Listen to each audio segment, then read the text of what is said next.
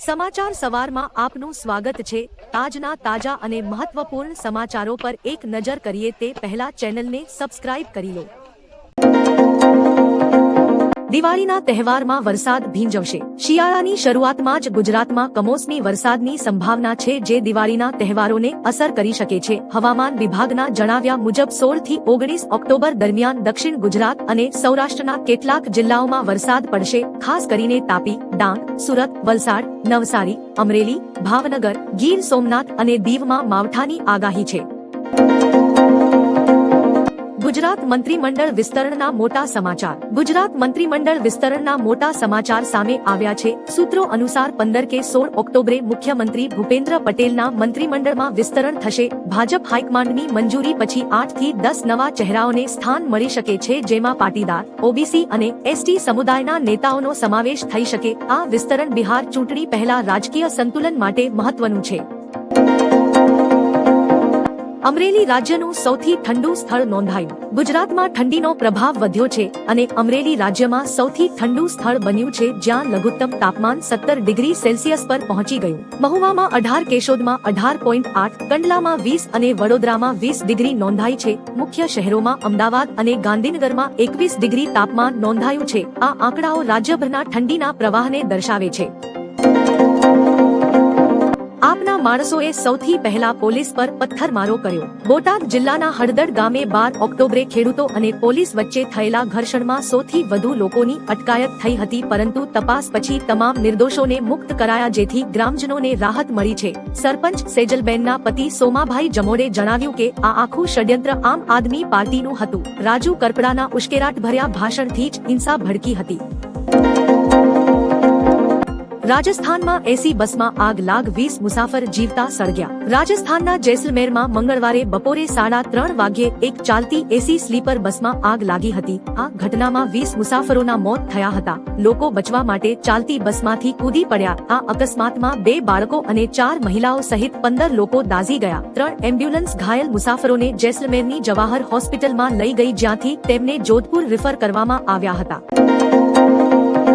હવામાન આગાહી। દિવાળી પહેલા માવઠું પડી શકે। દિવાળી પહેલા રાજ્ય પર કમોસમી વરસાદની આગાહી હવામાન વિભાગ દ્વારા કરાઈ છે। 1-6 થી 19 ઓક્ટોબર સુધી રાજ્યમાં માવઠાની અસર જોવા મળશે। 1-6 ઓક્ટોબર તાપી, નવસારી, ડાંગ તથા 17 અને 18 ઓક્ટોબર ભાવનગર, અમરેલી, ગીર સોમનાથ, દીવ, તાપી, નવસારી, ડાંગ, વલસાડ, દાદરા નગર હવેલી તથા 19 ઓક્ટોબર તાપી, નવસારી, ડાંગ, ભાવનગર, દીવ અને અમરેલીમાં વરસાદ પડી શકે છે।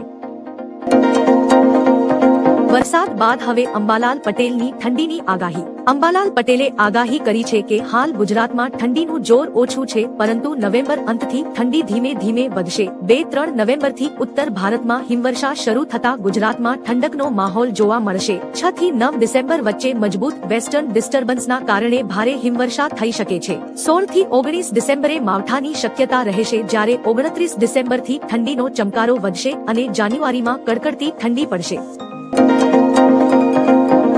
ગુજરાતના રાજકારણમાં મોટા ફેરફારના એંધાણ। ગુજરાતની રાજનીતિના આગામી દિવસોની રણનીતિ નક્કી કરવા માટે દિલ્હીમાં પીએમ નરેન્દ્ર મોદીના નિવાસસ્થાને એક ઉચ્ચ સ્તરીય બેઠક યોજાઈ છે। આ બેઠકમાં કેન્દ્રીય ગૃહમંત્રી અમિત શાહ, મુખ્યમંત્રી ભૂપેન્દ્ર પટેલ, પ્રદેશ પ્રમુખ જગદીશ વિશ્વકર્મા અને સંગઠન મહામંત્રી રત્નાકર હાજર રહ્યા હતા। આગામી દિવસોમાં ગુજરાતમાં સરકાર અને સંગઠનની સ્થિતિ અંગે મહત્વપૂર્ણ નિર્ણયો લેવામાં આવશે।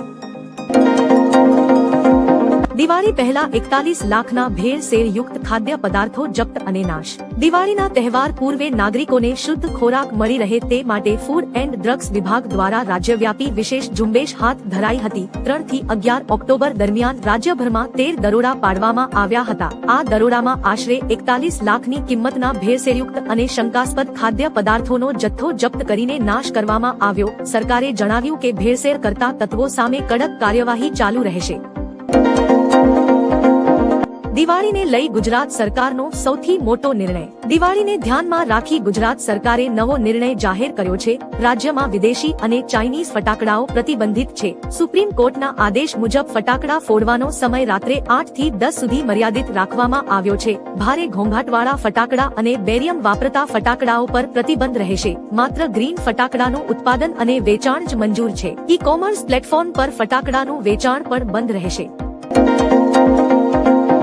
બોટાદમાં અથડામણમાં 85 લોકો સામે હત્યાના પ્રયાસની ગંભીર FIR. બોટાદના હળદડ ગામમાં ખેડૂત મહાપંચાયત દરમિયાન પોલીસ અને લોકો વચ્ચે થયેલી હિંસક અથડામણ બાદ મામલો ગરમાયો છે. પોલીસે આ ઘટનામાં કડક કાર્યવાહી કરી છે. આપના નેતાઓ પ્રવીણ રામ અને રાજુ કરપડા સહિત 85 લોકો સામે નામજોગ FIR દાખલ કરવામાં આવી છે. તેમની સામે હત્યાનો પ્રયાસ, ષડયંત્ર અને સરકારી મિલકતને નુકસાન પહોંચાડવા સહિતની ગંભીર કલમો લગાડવામાં આવી છે.